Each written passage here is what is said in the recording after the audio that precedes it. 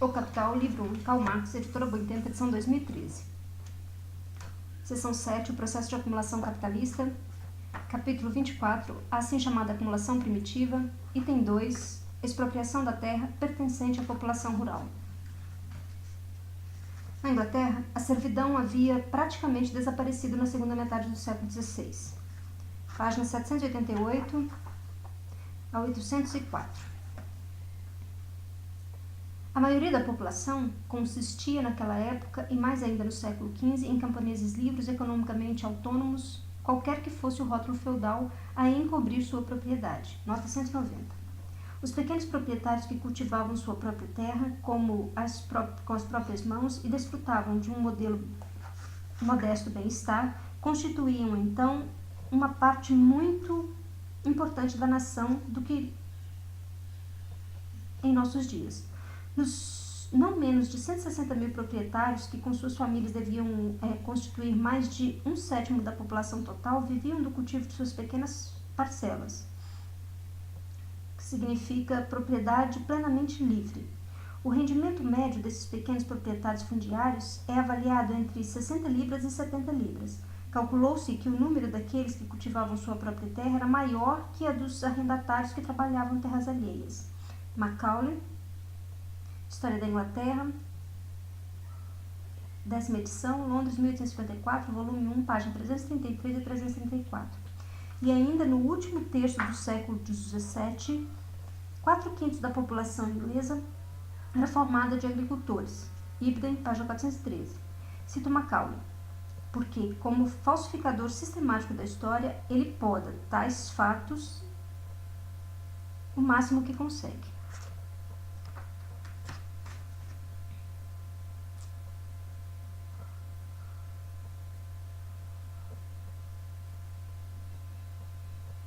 Nos domínios senhoriais maiores, o arrendatário livre tomara o lugar do bailio, ele mesmo servo em outras épocas. Os assalariados agrícolas consistiam, em parte, em camponeses, que empregavam seu tempo livre trabalhando para os grandes proprietários, em parte numa classe de trabalhadores assalariados propriamente ditos, classe essa independente e pouco numerosa, tanto em termos relativos como absolutos. Ao mesmo tempo, também, estes últimos eram de fato camponeses economicamente autônomos, pois, além de seu salário, recebiam terra de 4 ou mais acres para o cultivo, além de cotagens. Ademais, junto com os camponeses propriamente ditos, desfrutavam das terras comunais, sobre as quais pastava seu gado, o que lhes fornecia também combustíveis como lenha, tufa, etc. Nota 191. Não se deve esquecer jamais que o próprio servo era não apenas proprietário, ainda que sujeito a tributos, da parcela de terra pertencente à sua casa, como também coproprietário das terras comunais. Na Silésia, o camponês é servo. Não obstante, esse servo possuíam bens comunais. Até agora, não se conseguiu introduzir os silesianos à partilha das terras comunais, enquanto no novo margraviato não há praticamente nenhuma aldeia em que essa partilha não se tenha efetuado como enorme êxito. Citação Mirabeau, Londres, 1788, tomo 2, páginas 125 e 26. Em todos os países da Europa, a produção feudal se caracteriza pela partilha do solo entre o maior número possível de vassalos. O poder de um senhor feudal, como de todo soberano, não se baseava na extensão de seu registro de rendas, mas no número de seus súditos, e este dependia da quantidade de camponeses economicamente autônomos. Nota 192. O Japão, com sua organização puramente feudal da propriedade fundiária e sua desenvolvida economia de pequena agricultura, fornece um quadro muito mais fiel da Idade Média Europeia do que os nossos livros de história, ditados em sua maior parte por preconceitos burgueses.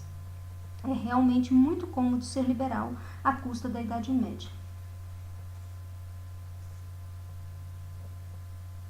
Isso explica por que o solo inglês, que depois da conquista normanda se dividiu em gigantescos baronatos, um único dos quais costumava incluir 900 dos antigos senhores anglo-saxônicos, era entremeado de pequenas propriedades camponesas, apenas aqui e ali interrompidas por domínios senhoriais maiores. Tais condições, somadas ao florescimento simultâneo das cidades que caracteriza o século XV, permitiam aquela riqueza popular que o chanceler Fortescue descreve com tanta eloquência em seu Laudibus Legum Anglier, mas excluíam a riqueza capitalista. O prelúdio da Revolução, que criou as bases do modo de produção capitalista, ocorreu no último terço do século XV e nas primeiras décadas do século XVI. Uma massa de proprietários absolutamente livres foi lançada no mercado de trabalho pela dissolução dos séculos feudais, que, como observou corretamente Sir James Stewart, por uma parte, lotavam inutilmente casas e castelos. Nota do tradutor, James Stewart, citação página 52, nota 1000. Embora o poder real, ele mesmo um produto do desenvolvimento burguês, em sua ânsia pela conquista da soberania absoluta, tenha acelerado violentamente a dissolução desses séculos. Ele não foi, de modo algum, a causa exclusiva dessa dissolução.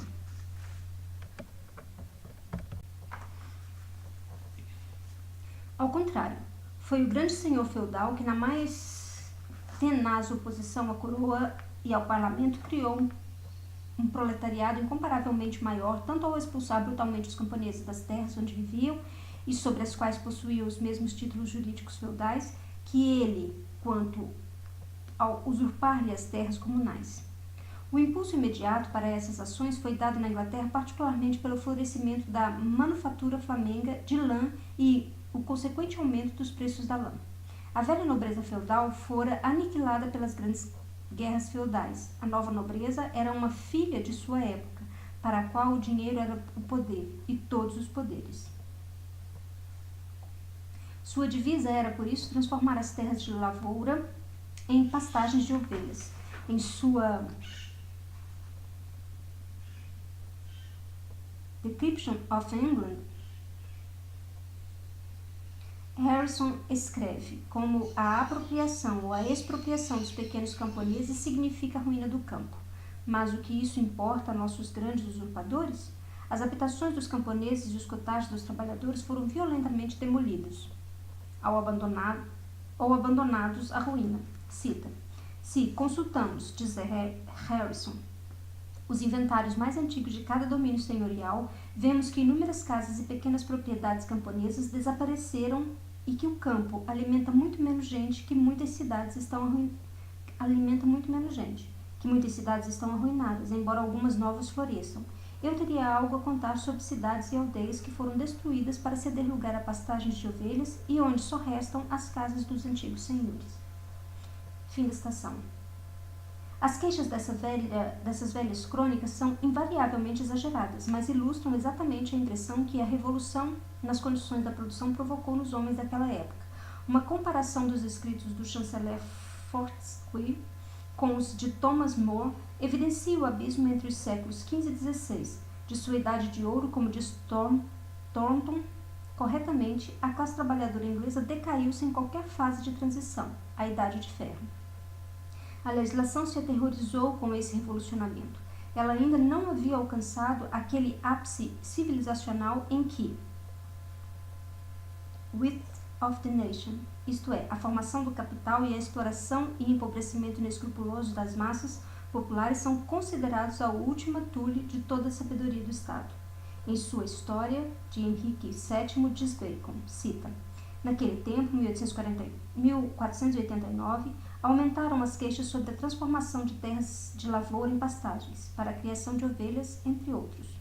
Fáceis de vigiar, com poucos pastores e as propriedades arrendadas temporária vitalícia ou anualmente, dos quais vivia grande parte dos yeomen, nota do tradutor, yeomen ou yeomanry, assim se chamava um extrato de pequenos camponeses ingleses não sujeitos a prestações feudais, que desapareceram aproximadamente em meados do século XVIII, dando lugar aos pequenos proprietários fundiários.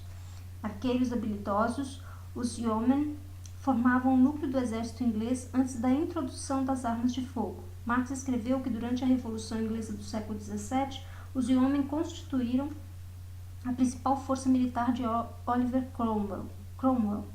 Na versão francesa de O Capital, Marx identifica os yeomen como o orgulhoso campesinato de Shakespeare. numa provável referência às palavras de Ricardo III a seu exército, a luta cavalheira da Inglaterra, a luta bravos, yeomen. Shakespeare, a tragédia do rei Ricardo III, ato 5, cena 3, nota do tradutor.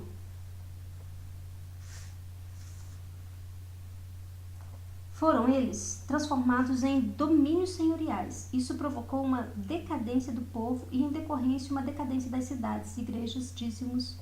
E na cura desse mal foi admirável naquela época a sabedoria do rei e do parlamento.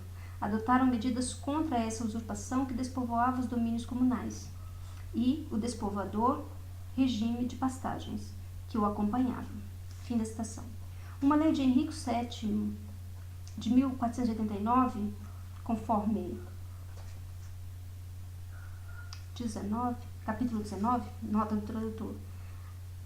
A 19ª lei promulgada naquele ano, segundo New, proibiu a destruição de toda a casa camponesa que tivesse pelo menos 20 acres de terra. Numa lei 25, nota do tradutor, uma lei promulgada no 25º ano do reinado de Henrique VIII, segundo nota New. De Henrique VIII, confirma-se a disposição legal anterior. Disse, entre outras coisas, que, cita, muitos arrendamentos e grandes rebanhos de gado, especialmente de ovelhas, concentram-se em poucas mãos, provocando um aumento considerável das rendas fundiárias e, ao mesmo tempo, uma grande diminuição das lavouras, e a demolição de igrejas e casas, de maneira que enormes massas populares se veem impossibilitadas de sustentar a si mesmas e as suas famílias. Fim da citação. A lei ordena, por isso, a reconstrução das propriedades rurais arruinadas, determina a proporção entre campos de cereais e pastagens, entre outras coisas. Um decreto de 1533 se queixa de que um número considerável de proprietários possuíam 24.000 ovelhas e restringe seu número a 2.000, nota 193. Em sua utopia, Thomas More fala de um estranho país onde as ovelhas devoram os homens. Tradução de Robinson Arber, Londres, 1869, página 41. As queixas populares e a legislação que desde Henrique VII e durante 150 anos condenou a expropriação dos pequenos arrendatários e camponeses foram igualmente infrutíferas. O segredo de seu fracasso não nos é revelado por Bacon, sem que ele se aperceba disso. Cita. A lei de Henrique VII, diz ele em seus ensaios Civil e Moral, seção 29, foi profunda e admirável por ter estabelecido a exploração agrícola e casas rurais de determinado padrão, isto é, por ter garantido aos lavradores uma parcela de terra que os capacitava a trazer ao mundo súditos dotados de uma riqueza suficiente de condições não servil, conservando o arado nas mãos do proprietário e não de trabalhadores mercenários. Fim da citação, nota 193A. Nota segunda edição. Bacon expõe a conexão entre um camponês livre e bem acomodado e uma boa infantaria. Era extremamente importante para o poder e a solidez do reino que as fazendas fossem de um tamanho suficiente para manter um corpo de homens capazes libertos da miséria, e vincular grande parte das terras do reino mediante sua posse pela yeomanry, ou por pessoas médias, de uma condição intermediária entre os gentlemen e os inquilinos de casebres, cottages, ou camponeses, pois a opinião geral entre os homens de melhor julgamento em questão de guerra é que a principal força de um exército consiste em sua infantaria, ou tropas a pé, e para formar uma boa infantaria são necessários homens educados, não de modo servil ou indigente, mas de algum modo livre e abastado. Portanto, se um Estado se distingue, na maior parte dos casos, de seus nobres e gentlemen, ao passo que os camponeses e lavradores se mantêm reduzidos à mera mão de obra, ou a servos de primeiro, ou mesmo a inquilinos de casebres, que não são mais do que mendigos albergados. Esse Estado poderá dispor de uma boa cavalaria, mas jamais terá tropas de infantaria boas e estáveis. E isso pode ser visto na França, na Itália e em outras regiões do estrangeiro, onde com efeito tem-se apenas a nobreza e o camponês miserável, a tal ponto que esses países são forçados a empregar tropas de mercenários suíços para formar seus batalhões de infantaria, de onde resulta também que essas nações tenham muita população e poucos soldados. Inglaterra, edição 1719, Londres, 1870, página 308. Marx traduz cottages, inquilinos ou deum. O cottage, em latim medieval, casalinus ou inquilinos, dispunha geralmente de um casebre e de uma horta muito pequena. Nota do tradutor.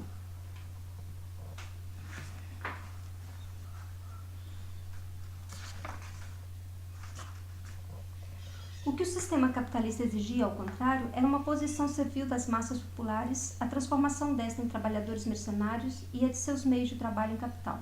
Durante esse período de transição, a legislação procurou também conservar os 4 acres de terra contíguos ao cottage do assalariado agrícola e proibiu-lhe abrigar inquilinos em seu cottage.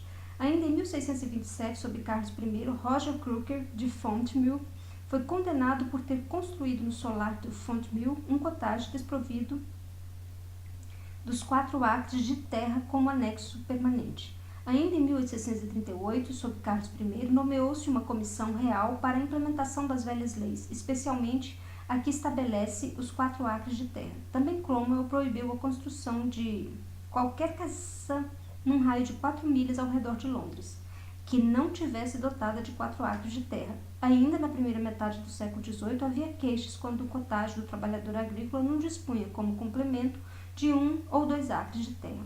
Hoje, tal trabalhador está feliz quando sua casa é dotada de uma pequena horta ou quando pode arrendar longe dela umas poucas varas de terra.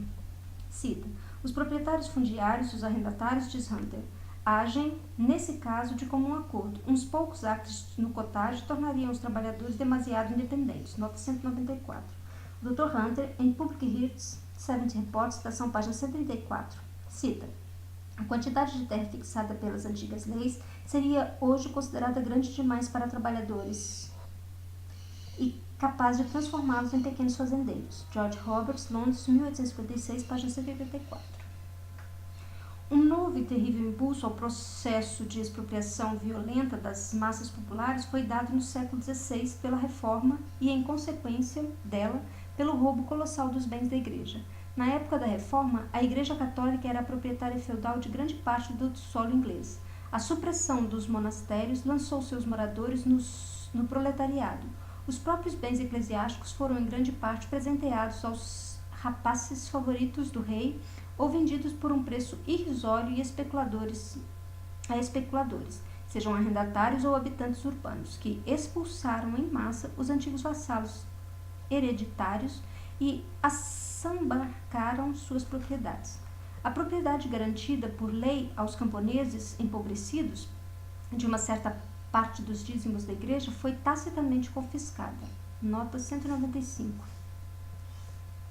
Cita: o direito dos pobres a participar do dízimo da igreja é estabelecido pelos antigos estatutos. Tocket, citação, volume 2, página 804 e 805.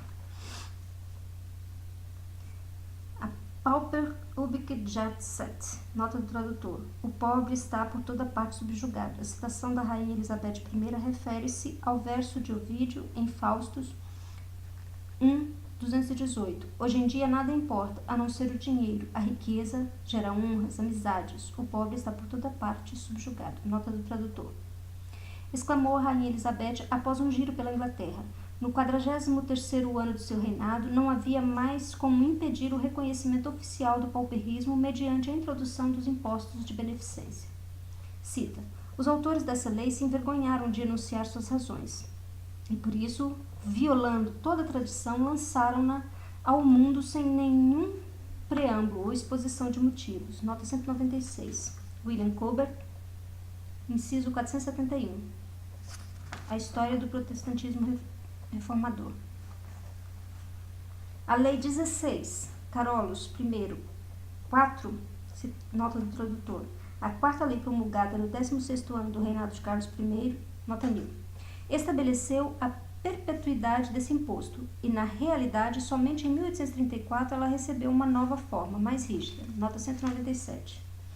O espírito protestante pode ser reconhecido, entre outras coisas, no fato seguinte: no sul da Inglaterra, vários proprietários fundiários e arrendatários abastados congregaram suas inteligências e formularam 10 perguntas acerca da correta interpretação da lei de beneficência da rainha Elizabeth, submetendo-as em seguida a um célebre jurista daquele tempo, Sir John Snipe. serventes da lei.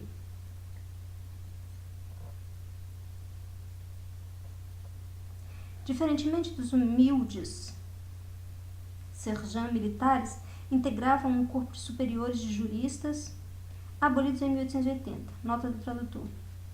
Mais tarde, juízo sobre James I. Para que este desse um parecer, questão 9. Alguns dos arrendatários mais ricos da paróquia imaginaram um modo engenhoso pelo qual todos os inconvenientes da aplicação dessa lei podem ser evitados. Eles propuseram a construção de uma prisão na paróquia. A todo pobre que se negasse a ser ali encarcerado seria negado o auxílio. Seria então anunciado à vizinhança que aqueles que estivessem dispostos a arrendar os pobres dessa paróquia deveriam apresentar ofertas lacradas num determinado prazo pelo preço mais baixo pelo qual ele os retiraria do nosso estabelecimento. Os autores desse plano supõem que nos condados vizinhos haja pessoas avessas ao trabalho e desprovidas da fortuna ou crédito para obter um arrendamento ou um barco. Marx traduz literalmente a expressão inglesa. Nesse contexto, porém, não significa barco, mas empresa, negócio, de modo a viver sem trabalhar. Tais pessoas podem ser levadas a fazer propostas muito vantajosas à paróquia. Se um ou outro pobre morresse sob a tutela do contratante, a culpa recairia sobre este último. Esses efeitos imediatos da reforma não foram os mais perduráveis. A propriedade da igreja constituía o baluarte religioso das antigas relações de propriedade da terra. Com a ruína daquela, estas não podiam se manter. Continua a citação. Sendo a culpa desse último, pois a paróquia teria cumprido seu dever para com esses mesmos pobres. Nosso receio, porém, é de que a atual lei não admita qualquer medida prudencial desse tipo, mas podeis estar certo de que os demais arrendatários desse condado e dos condados vizinhos se somarão a nós para incitar seus representantes na Câmara dos Comuns a propor uma lei que permita a reclusão e o trabalho forçado dos pobres, de modo que seja vedado qualquer auxílio a toda pessoa que recuse seu próprio encarceramento. Isso, esperamos, impedirá que pessoas em estado de indigência requeiram ajuda. Beckley, Londres, 1855, volume 2, página 34 e 35. Na Escócia, a abolição da servidão ocorreu séculos depois de sua abolição na Inglaterra. Ainda em 1698, Fletcher de Salton declarou no parlamento escocês: o número de mendigos na Escócia é estimado em não menos que 200 mil. O único remédio que eu, um republicano por princípio, posso sugerir é restaurar o antigo regime de servidão e tornar escravos todos os que sejam incapazes de prover sua subsistência. Do mesmo modo, Éden, citação livro 1, capítulo 1, página 60 a 61, cita: da liberdade dos camponeses, no original de Éden consta: da decadência dos villainages ou data o pauperismo. As manufaturas e o comércio são os verdadeiros pais dos pobres de nosso país. Éden, como aquele republicano escocês por princípio, equivoca-se apenas em que não foi a abolição da servidão, mas a abolição da propriedade do camponês sobre a terra que o converteu em proletário, ou mais precisamente em pobre. Na França, onde a expropriação ocorreu de outro modo, as leis de beneficência inglesa tiveram suas correspondentes na Ordenança de Moulins, de 1566, e no Edito de 1656. Villainage era o sistema de servidão em que o villain pagava com trabalho gratuito a permissão que lhe era concedida de cultivar para si mesmo uma parcela da terra. Nota 1000.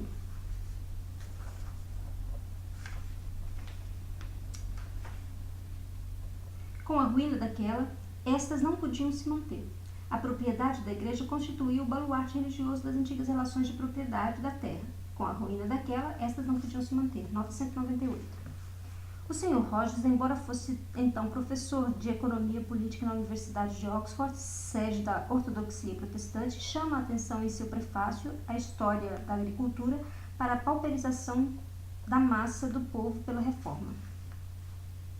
Ainda nas últimas décadas do século XVII, a Yeomanar uma classe de camponeses independentes, era mais numerosa que a classe dos arrendatários.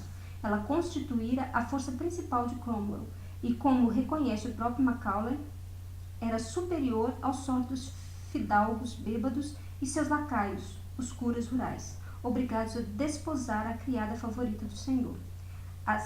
Os assalariados rurais ainda eram coproprietários da propriedade comunal, em torno de 1750, e os hominéis haviam desaparecido. E na última década do século XVIII, o último resquício de propriedade comunal dos lavradores. Nota 199.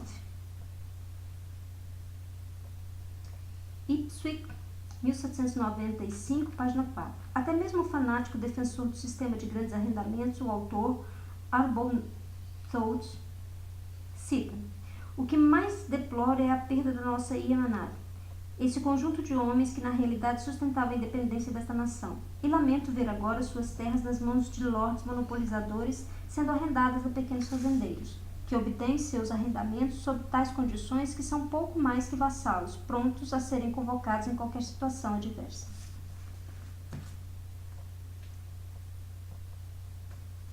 Abstraímos aqui as forças motrizes puramente econômicas da Revolução Agrícola. O que procuramos são os meios violentos por ela empregados. Sob a restauração dos Stuarts, os proprietários fundiários instituíram legalmente uma usurpação que em todo o continente também foi realizada sem formalidades legais. Eles aboliram o regime feudal da propriedade da terra, isto é, liberaram esta última de seus encargos estatais, e indenizaram o Estado por meio de impostos sobre os camponeses e o restante das massas do povo. Reivindicaram a moderna propriedade privada de bens, sobre os quais só possuíam títulos feudais, e, por fim, outorgaram essas leis de assentamento, que tiveram sobre os lavradores ingleses os mesmos efeitos que o Edito de Tártaro Boris Godunov sobre os camponeses russos. Nota do tradutor. Em 1597, sob o domínio de Fyodor Ivanovich, 1584 a 1598, mas, sendo Boris Godunov o governante de fato da Rússia, foi promulgado um edito de acordo com o qual os camponeses fugitivos seriam procurados por 5 anos e, depois de capturados, seriam devolvidos a seus antigos senhores. Nota 1000.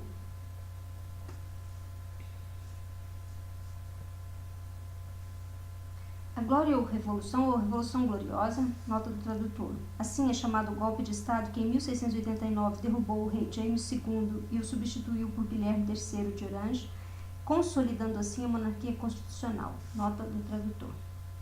Conduziu ao poder com Guilherme III de Orange, nota 200. Sobre a moral privada desse herói burguês, veja-se, entre outras coisas, a grande concessão de terras de Lady Orkney, na Irlanda, em 1695. É um exemplo público da afeição do rei e da influência da referida lady citada. Os inestimáveis serviços de Lady Orkney consistiam supostamente em obscenos serviços labiais, conservada no Museu Britânico, número 4224, Sloane Manuscript Collection, Oxford, repleto de curiosidades esse texto.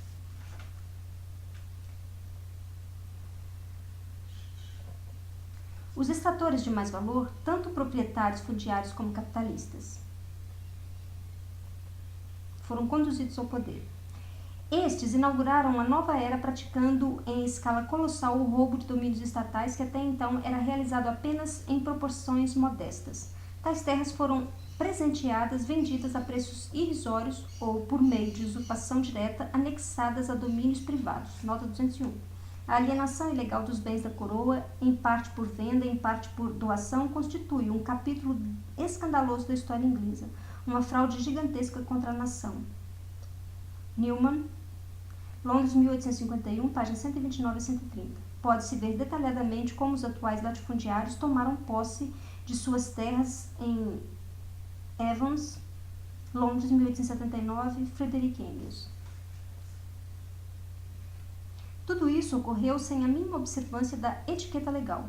O patrimônio do Estado apropriado desse modo fraudulento, somado ao roubo das terras da Igreja, quando estas já não haviam sido tomadas durante a Revolução Republicana, constituem a base dos atuais domínios principescos da oligarquia inglesa. Nota 202. Leia-se, por exemplo, o panfleto de Burke sobre a Casa Ducal de Bedford, cujo rebento é Lord John Russell, o rouxinol do liberalismo. Os capitalistas burgueses favoreceram a operação, entre outros motivos, para transformar o solo em artigo puramente comercial, ampliar a superfície da grande exploração agrícola, aumentar a oferta de proprietários absolutamente livres, provenientes do campo, entre outras coisas. Além disso, a nova aristocracia fundiária era aliada natural da nova bancocracia, das altas finanças recém-saídas dos ovos e dos grandes manufatureiros, que então se apoiavam sobre tarifas protecionistas. A burguesia inglesa estava em defesa de seus interesses tão acertadamente quanto os burgueses suecos, que, ao contrário, em aliança com seu baluarte econômico, o campesinato, apoiaram os reis na retomada violenta das terras da coroa em mãos da oligarquia. Desde 1604, mais tarde nos reinados de Carlos X e Carlos XI. A propriedade comunal, absolutamente distinta da propriedade estatal anteriormente considerada, era uma antiga instituição germânica que substituiu sob o manto do feudalismo. Vimos como a violenta usurpação dessa propriedade comunal, em geral acompanhada da transformação das terras de lavoura em pastagens, tem início no final do século XV e prossegue durante o século XVI. Nessa época, porém, o progresso se efetua por meio de atos individuais de violência, contra as quais a legislação lutou em vão durante 150 anos. O progresso alcançado no século XVIII está em que a própria lei se torna agora o veículo do roubo das terras do povo, embora os grandes arrendatários também empreguem paralelamente seus pequenos e independentes métodos privados. Nota 203. Os arrendatários proíbem os inquilinos dos casebres de manter qualquer ser vivo além deles mesmos, sob o pretexto de que a posse do gado ou aves os levaria a furtar ração dos celeiros. Dizem também, mantende o cottage na pobreza e os conservareis laboriosos. A realidade, porém, é que assim os arrendatários usurpavam integralmente os direitos sobre as terras comunais. Londres, 1785, página 75.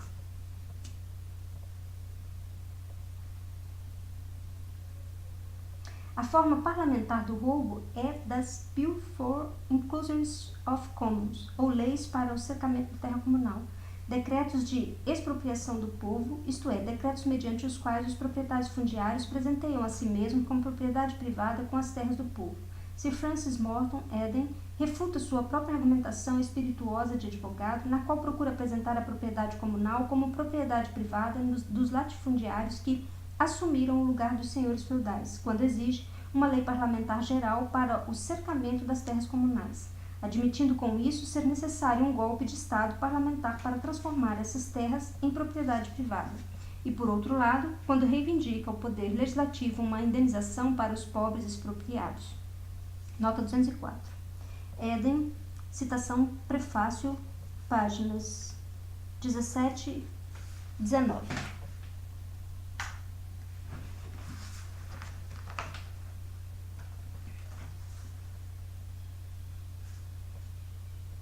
Enquanto o lugar dos yeomen independentes foi ocupado por tenants at will, ou arrendatários menores sujeitos a ser desalojados com um aviso prévio de 1 ano, isto é, um bando servil e dependente do arbítrio dos landlords, o roubo sistemático da propriedade comunal, ao lado do roubo dos domínios estatais, ajudou especificamente a inchar aqueles grandes arrendamentos que, no século XVIII, eram chamados de fazendas de capital, ou arrendamentos de mercador, e a liberar a população rural para a indústria como proletariado. Nota 206. Londres, 1767, página 19 a 20, sobre as fazendas de capital.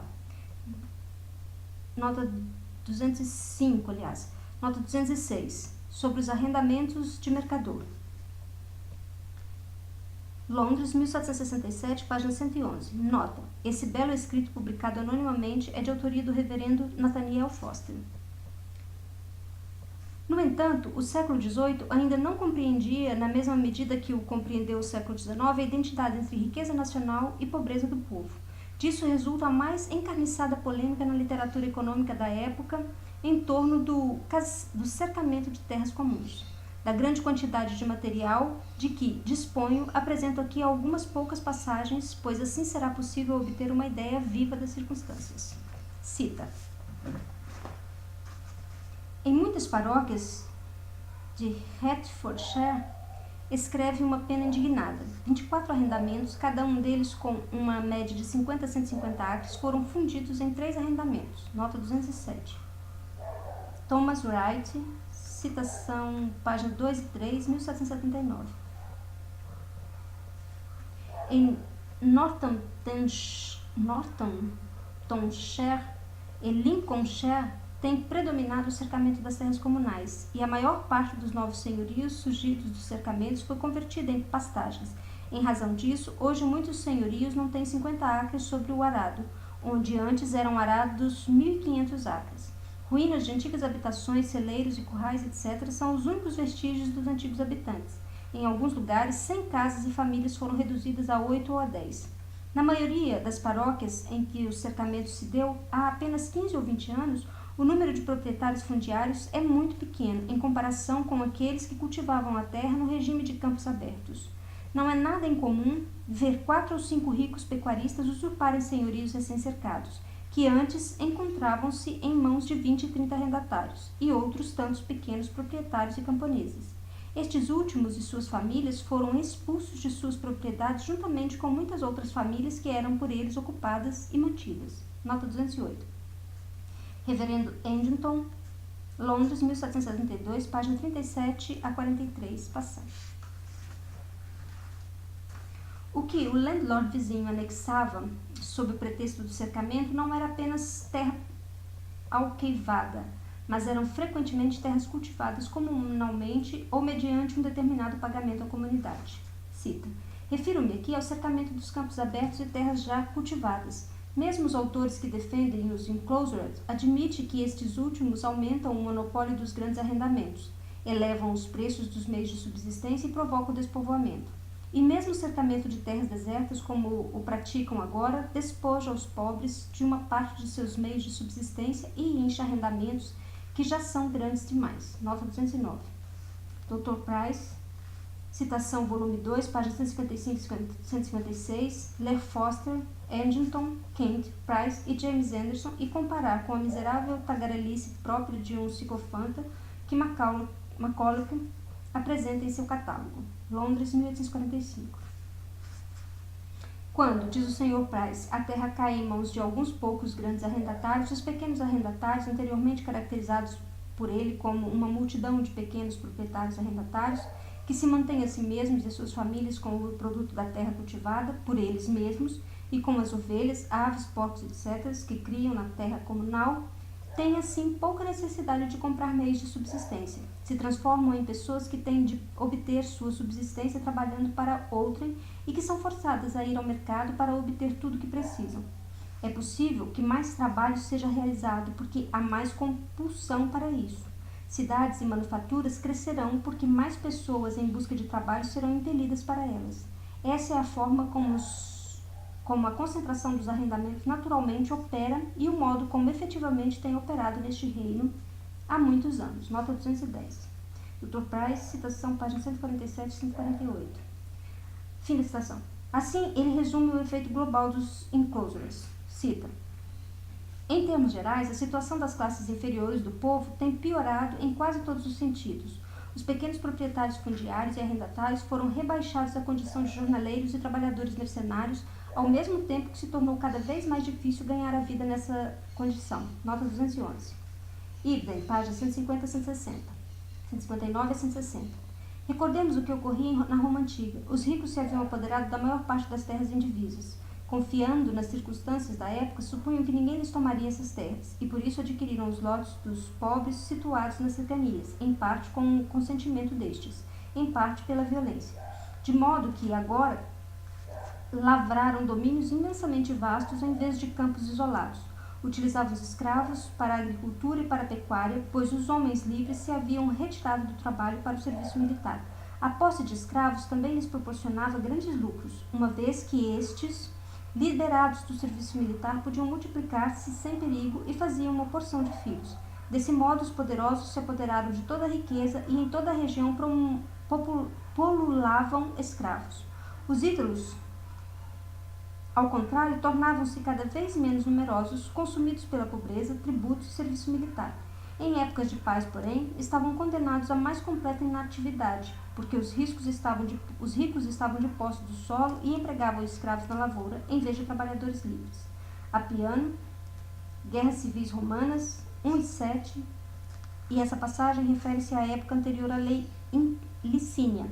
O serviço militar que tanto acelerou a ruína dos plebeus romanos foi também um dos meios principais empregados por Carlos Magno para promover, como única incubadora, a metamorfose dos camponeses alemães livres em servos da gleba, Horige, os servos semilivres, referência à lei agrícola dos tribunos romanos Licínio e Sexto, que entrou em vigor no ano de 367 a.C., em razão da luta dos plebeus contra os patrícios. Segundo a lei, um cidadão romano não poderia tomar da propriedade estatal a terra mais de 500 jugera, cerca de 125 hectares, para sua posse. Após o ano de 367, as exigências dos plebeus foram satisfeitas com terras conquistadas em guerras. Nota do tradutor. Com efeito, a usurpação da terra comunal e a conseguinte revolução da agricultura surtem efeito tão agudo sobre os trabalhadores agrícolas que, segundo o próprio Éden, entre 1765 e 1780, o salário desses trabalhadores começou a cair abaixo do mínimo e a ser complementado pela assistência oficial aos pobres. Seu salário, diz ele, já não bastava para satisfazer as necessidades vitais mais elementares. Ouçamos ainda, por um instante, um defensor dos enclosures e adversário dos Dr. Price. Cita: não é correto concluir que haja despovoamento pelo fato de não se ver mais gente desperdiçando seu trabalho no campo aberto. Se após a conversão dos pequenos camponeses em gente que tem de trabalhar para outro e mais trabalho é posto em movimento, isso constitui de fato uma vantagem que a nação a qual os convertidos naturalmente não pertencem devem desejar. O produto será maior de seu trabalho combinado por empregado num só arrendamento.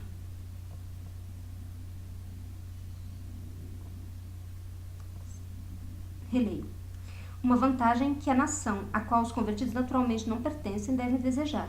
O produto será maior se seu trabalho combinado for empregado num só arrendamento. Desse modo, formar-se-á produto excedente para as manufaturas, e por meio destes, as manufaturas, uma das minas de ouro dessa nação, se multiplicarão em proporção à quantidade de cereais produzida. Nota 212. Arbor Note, páginas 124 a 129. Semelhante, mas com uma tendência contrária, os trabalhadores são expulsos de seus cottages e forçados a procurar emprego das cidades. Desse modo, porém, obtém-se um excedente maior e assim o capital é aumentado. Shelley, Perfil da Nação, segunda edição, Londres, 1843, página 14.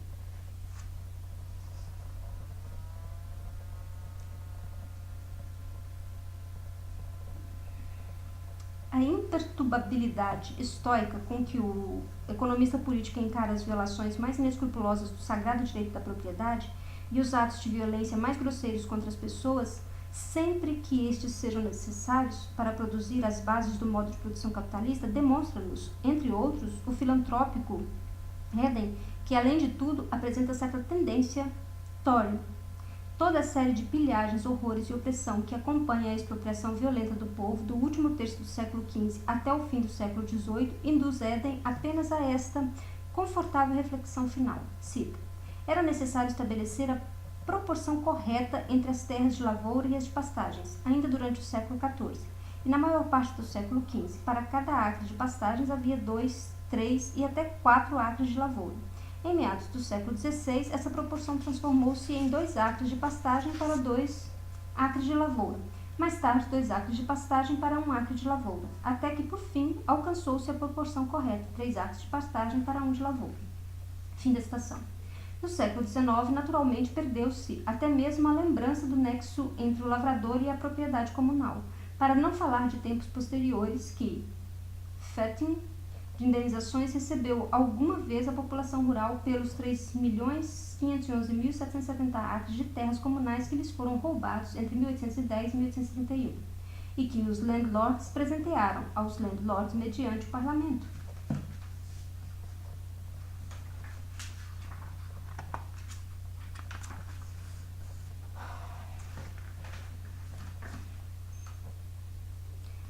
O último grande processo de expropriação que previu ou que privou os lavradores da terra foi assim chamado clareamento das propriedades rurais, o que significa, na verdade, varrê-las de seres humanos. Todos os métodos ingleses até agora observados culminaram no clareamento. Como vimos na parte anterior, ao descrevermos a situação moderna, agora, quando já não há camponeses independentes a serem varridos, passou-se ao clareamento dos cottages, de modo que os trabalhadores agrícolas já não encontram o espaço necessário para suas moradias, nem mesmo sobre o solo cultivado por eles. Mas o real significado dos clearings of estates só se pode apreender na terra prometida da moderna literatura de romance na Alta Escócia. Lá, o processo se distingue por seu caráter sistemático pela magnitude da escala em que foi executado com um só golpe. Na Irlanda, os senhores fundiários o implementaram ao ponto de varrer várias aldeias ao mesmo tempo na Alta Escócia. Na Alta Escócia, trata-se de áreas do tamanho de ducados alemães. E, finalmente, pela forma particular da propriedade fundiária subtraída. Os celtas da Alta Escócia formavam clãs, sendo cada um deles os proprietários do solo em que se assentavam. O representante do clã, seu chefe ou grande homem, era apenas o proprietário titular desse solo, do mesmo modo como o governo inglês logrou reprimir as guerras intestinas desses grandes homens e suas contínuas incursões nas planícies da Baixa Escócia. Os chefes dos clãs não abandonaram de modo nenhum seu velho ofício de bandoleiros, apenas modificaram a forma. Por conta própria, transformaram seu direito titular de propriedade em direito de propriedade privada e, como os membros do clã impuseram resistência, decidiram expulsá-los por meios violentos. Com o mesmo direito, um rei da Inglaterra poderia ser autorizado a lançar seus súditos ao mar, diz o professor Newman, nota 213. Newman, citação página 132. Essa revolução que teve início na Escócia depois do último levante do pretendente, nota do tradutor, com sua revolta de 1745 a 1746, os partidários dos Stuarts esperavam forçar as subidas ao trono do chamado jovem pretendente Charles Edward. Ao mesmo tempo, o levante refletia o protesto das massas populares da Escócia e da Inglaterra contra a exploração pelos senhores de terra e contra a expulsão massiva dos pequenos lavradores. Os esmagamentos da sublevação teve, por consequência, a completa aniquilação do sistema de clãs escocês. A expulsão dos camponeses de suas terras prosseguiu ainda mais intensamente do que antes, nota Newman. Essa revolução, que teve início na Escócia depois do último levante do pretendente, pode ser acompanhada em suas primeiras fases nas obras de Sir James Stewart, nota 214. Stewart diz: a renda, ele transfere equivocadamente essa categoria econômica ao tributo que os taxmen pagam ao chefe do clã, é absolutamente insignificante quando acompanhada com a extensão das terras arrendadas. Mas, no que concerne ao número de pessoas que o arrendamento mantém, verificar-se-á que um pedaço de terra nas terras altas da Escócia alimenta 10 vezes mais pessoas do que terra do mesmo valor em províncias mais ricas. Citação, volume 1, capítulo 16, página 104. Parcela de terra, as talk, são as parcelas de terra que conferiam a cada membro do clã, que formavam dentro do clã escocês, uma categoria imediatamente subordinada ao chefe, a quem pagavam um pequeno tributo. Quando a propriedade coletiva do clã se converteu em propriedade privada do chefe, os taxmen se tornaram arrendatários capitalistas. Marx fornece um relato do papel dos taxmen no sistema de clã em seu antigo Wahlen, Trub, Finanzlage, Den Resort von Schotterland, conforme Mill, volume 8, página 499 e 505, nota do tradutor. James Anderson, nota 215. James Anderson, Observações dos Homens, Edimburgo, 1777, também o cita. No século XVIII, proibiu-se também a imigração dos gaélicos expulsos das terras a fim de impedi-los violentamente para Glasgow e outras cidades fabris. Nota 216. Em 1860, os camponeses violentamente expropriados foram deportados para o Canadá com falsas promessas. Alguns fugiram para as montanhas e ilhas vizinhas. Foram perseguidos pela polícia e entraram em choque com elas e escaparam. Como exemplo dos métodos dominantes no século XIX, bastam aqui os clareamentos realizados por ordem da Duquesa de Sutherland. Nota 217. Nas terras altas, diz Buchanan, comentador de Adam Smith em 1814, o antigo regime de propriedade é diariamente subvertido pela força. Os landlords, sem consideração pelos arrendatários hereditários, também esta é uma categoria aplicada erroneamente, oferece a terra ao melhor ofertante, e se este for um melhorador, introduzirá imediatamente um novo sistema de cultivo. O solo antes coberto de pequenos camponeses estava povoado em proporção a seu produto. Sob o novo sistema de cultivo melhorado e de rendas maiores, obtém-se a maior quantidade possível de produtos com o menor custo possível, e para isso se prescinde da mão de obra agora tornada inútil. Os camponeses expulsos de suas terras buscam seu sustento nas cidades fabris. David Buchanan, Edinburgh, 1814, volume 4, página 144, cita: os grandes senhores da Escócia expropriaram famílias como quem extirpa ervas daninhas. Fizeram com aldeias inteiras e sua população o mesmo que os índios, ao vingar-se, fazem com as covas dos animais selvagens. O ser humano é imolado em troca de uma pele de ovelha ou uma pata de carneiro, ou menos ainda. Quando da invasão das províncias do norte da China, propôs-se ao Conselho dos Mongóis exterminar os habitantes e converter suas terras em pastagem. Essa proposta foi posta em prática por muitos landlords escoceses em seus próprios países e contra seus próprios conterrâneos. George Ensor, Londres, 1818, página 215 e 216. Essa pessoa, instruída em matérias econômicas, decidiu logo, ao assumir o governo, aplicar um remédio econômico radical, transformando em pastagens de ovelhas o condado inteiro, cuja população foi reduzida a 15 mil em consequência de processos de tipo semelhante. De 1814 a 1820, esses 15 mil habitantes, aproximadamente 3 mil famílias, foram sistematicamente expulsos e exterminados. Todos os seus vilarejos foram destruídos e incendiados, todos os seus campos transformados em pastagens. Soldados britânicos foram incumbidos da execução dessa tarefa e entraram em choque com os nativos. Uma anciã morreu queimada na cabana que ela se recusava a abandonar. Desse modo, a duquesa se apropriou de 794 mil acres de terra que, desde tempos imemoriais, pertenciam ao clã. Aos nativos expulsos, ela designou cerca de 6 mil acres de terra, 2 acres por família, na orla marítima. Até então, esses 6 mil acres haviam permanecido ermos, e seus proprietários não haviam obtido renda nenhuma com eles. Movida por seu nobre sentimento, a duquesa chegou ao ponto de arrendar o acre de terra por 2 shillings e 6 pence às pessoas do clã que por séculos haviam vertido seu sangue pela família Sutherland. Toda a terra roubada do clã foi dividida em 29 grandes arrendamentos destinados à criação de ovelhas. Cada arrendamento era habitado por uma só família, em sua maioria servos ingleses de arrendatários. No ano de 1825, os 15 mil gaélicos já haviam sido substituídos por 131 mil ovelhas. A parte dos aborígenes, jogada na orla marítima, procurou viver da pesca. Tornaram-se anfíbios, vivendo como diz um escritor inglês. Nota do tradutor. Henry Roy, nota mega. Metade sobre a terra, metade na água. E no fim das contas, apenas metade em ambas. 218, nota. Quando a atual duquesa de Sutherland recebeu em Londres, com grande pompa, a autora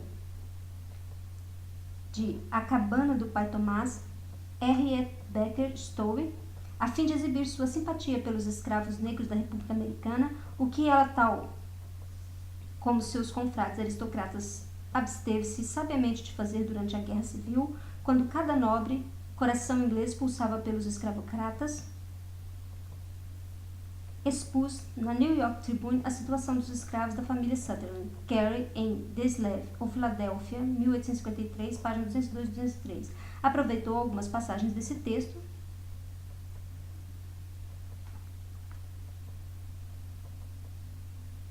para citar. Meu artigo foi reproduzido num periódico escocês e desencadeou uma bela polêmica entre este último e os sicofantes do Sutherland.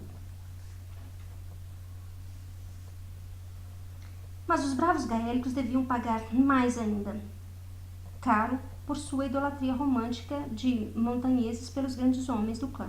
O cheiro de peixe subiu ao nariz dos grandes homens. Estes farejaram algo lucrativo neste assunto e arrendaram a orla marítima aos grandes comerciantes de peixes de Londres.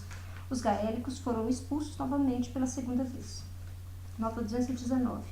Algo interessante sobre esse comércio de peixe encontramos em Portfolio News Series de David Urquhart. Em seu escrito póstumo já citado anteriormente, Nassau Sênior qualifica o procedimento do Sutherlandshire como um dos clareamentos mais benéficos que encontram registro na memória humana. Citação, página 282. Por último, no entanto, uma parte das pastagens para ovelhas foi reconvertida em reserva de caça. Na Inglaterra, como é sabido, não há florestas propriamente ditas. Os animais que vagam pelos parques dos grandes são inquestionavelmente gado doméstico gordo, como os aldermen, ou conselheiros municipais londrinos. A Escócia é, assim, o último asilo da nobre paixão. Cita.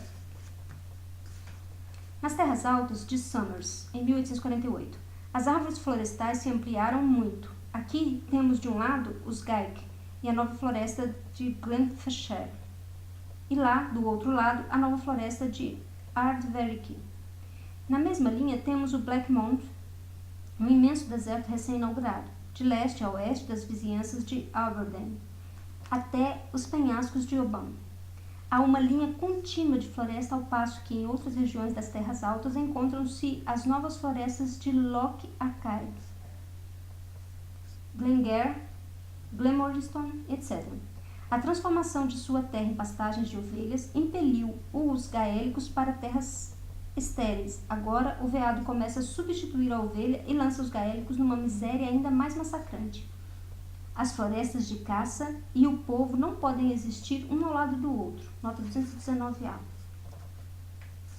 As florestas de caça da Escócia não contêm uma única árvore. Retiram-se as ovelhas e introduzem-se veados nas montanhas desnudas. E a isso se chama uma dead forest, ou nem mesmo silvicultura, portanto.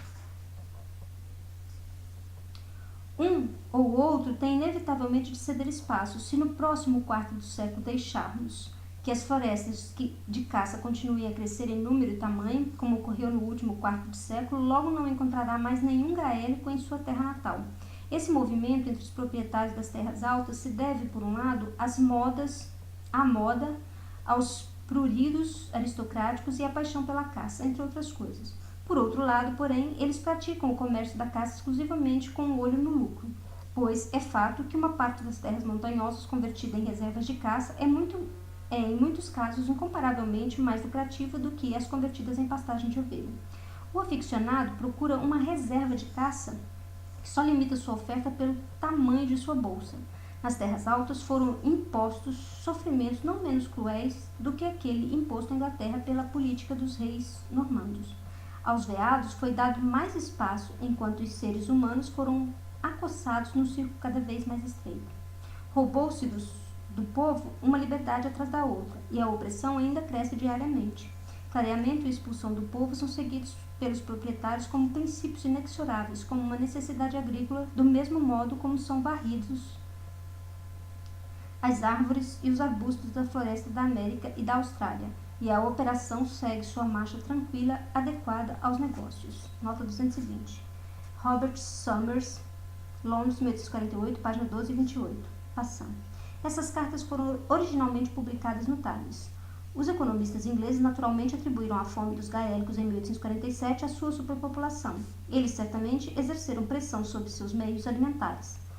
O Clearing of States, ou como se chama na Alemanha, a expulsão dos camponeses teve lugar neste país, especialmente depois da Guerra dos 30 Anos, e ainda em 1790 provocou revoltas camponesas no eleitorado da Saxônia. Prevaleceu especialmente no leste da Alemanha. Na maioria das províncias prussianas, Frederico II assegurou pela primeira vez o direito de propriedade dos camponeses. Após a conquista da Silésia, ele forçou os proprietários fundiários a reconstrução das cabanas, celeiros, etc., e a prover os domínios camponeses de gado e instrumentos de trabalho. O rei necessitava de soldados para seu exército e de contribuintes para o tesouro público. De resto, a seguinte passagem de Mirabeau nos permite vislumbrar que prazerosa vida levavam os camponeses sob a desordem financeira de Frederico II e a sua mistura governamental de despotismo, burocracia e feudalismo. Cita: o linho constituiu, com efeito, uma das grandes riquezas do agricultor do norte da Alemanha. Infelizmente, para a espécie humana, ele é apenas um paliativo contra a miséria e não um meio de prover o bem-estar. Os impostos diretos das corveias, as servidões de todo tipo esmagam o agricultor alemão que, além disso, paga impostos diretos sobre tudo que compra. E para o acúmulo de sua desgraça, ele não se atreve a vender seus produtos onde e como quer. E não se atreve a comprar o que necessita dos mercadores que poderiam oferecer os melhores preços. Todas essas causas o arruinam de modo insensível e sem a fiação ele não teria condições de pagar os impostos diretos no prazo determinado. Essa atividade lhe oferece um recurso ocupando utilmente sua mulher, filhos, servos, criados e ele mesmo. Mas que vida penosa, mesmo com esse auxílio? Que vida penosa, mesmo com esse auxílio. No verão, ele trabalha como um condenado na aradura e na colheita. Deita-se às 9 horas da noite e se levanta às 2 para terminar seu trabalho. No inverno, ele teria de compor suas forças mediante um repouso maior, mas faltar-lhe-iam grãos para o pão e a semeadura, se ele se desfizesse dos produtos que tem de vender para pagar os impostos. É preciso fiar, portanto, para preencher esse vazio, e é preciso fazê-lo com maior assiduidade. Também o camponês, no inverno, deita-se à meia-noite ou a 1 hora da manhã e se levanta às 5 ou 6 horas da manhã. Ou então se deita às 9 da noite e se levanta às 2. E isso todos os dias de sua vida, incluindo os domingos. Esse excesso de vigília e de trabalho desgasta a natureza humana e daí decorre que homens e mulheres envelheçam muito mais prematuramente no campo do que na cidade. Mirabeau, citação, tomo 3, página 212 e seguintes. Adendo à segunda edição, em abril de 1866, 18 anos depois da publicação do escrito de Robert Summit, anteriormente citado, o professor Leon Levy proferiu uma conferência perante a Society of Arts sobre a transformação das pastagens para ovelhas em florestas de caça, na qual descreveu o avanço da desertificação das terras altas escocesas. Diz ele, entre outras coisas: o despovoamento e a transformação em simples pastagem para ovelhas ofereciam um meio mais cômodo para um rendimento sem gastos. Nas terras altas, era comum que uma pastagem para ovelha fosse transformada em deer forest. As ovelhas são expulsas por animais selvagens, do mesmo modo como antes os seres humanos haviam sido expulsos para ceder lugar às ovelhas. É possível caminhar desde as fazendas do conde de Lewis, em Forfarshire, até John Grubbs, sem abandonar jamais a área florestal. Em muitas dessas florestas se aclimataram as raposas, o gato selvagem, a marta, a doninha, o mangusto e a lebre alpina, ao mesmo tempo que o coelho, o esquilo e o rato abriram caminho até a região. Enormes faixas de terra que figuram na estatística da Escócia como prados de excepcional fertilidade e extensão estão agora excluídas de todo cultivo e melhoria e destinadas unicamente aos prazeres cinegéticos de umas poucas pessoas e durante apenas um curto período do ano. O Economist de Londres, na edição de 2 de junho de 1866, diz: na última semana, um periódico escocês informa, entre outras novidades, um dos melhores arrendamentos destinados à criação de ovelhas em Sutherlandshire, pela qual se ofereceu há pouco tempo ao expirar o contrato de arrendamento vigente, uma renda anual de 1.200 libras. Será transformado em deer forest. Os instintos feudais renascem como no tempo em que os conquistadores normandos destruíram 36 aldeias para criar a New Forest. 2 milhões de acres, que abrangem algumas das terras mais férteis da Escócia, são transformados em desertos. O posto natural de Glentilde era considerado um dos mais nutritivos do condado de Perth. A Deer Forest de Ben Alder era o melhor solo forrageiro no amplo distrito de Badenoch. Uma parte da Black Mountain Forest era a pradaria escocesa mais favorável às ovelhas de cara preta. Podemos ter a ideia da extensão do solo convertido em terras desertas para a prática da caça quando consideramos que ele abarca uma superfície muito maior que a de todo o condado de Berks. A perda de fontes de produção que essa desolação forçada significa para o país pode ser calculada se considerarmos que a Ben Alder Forest poderia alimentar 15 mil ovelhas e que ela não representa mais do que 1/30 de área total ocupada pelas reservas de caça da Escócia. Todas essas áreas destinadas à caça são absolutamente improdutivas. Ela poderia igualmente ter sido afundada nas águas do Mar do Norte. O braço forte da lei deveria dar um fim nesses descampados ou desertos improvisados.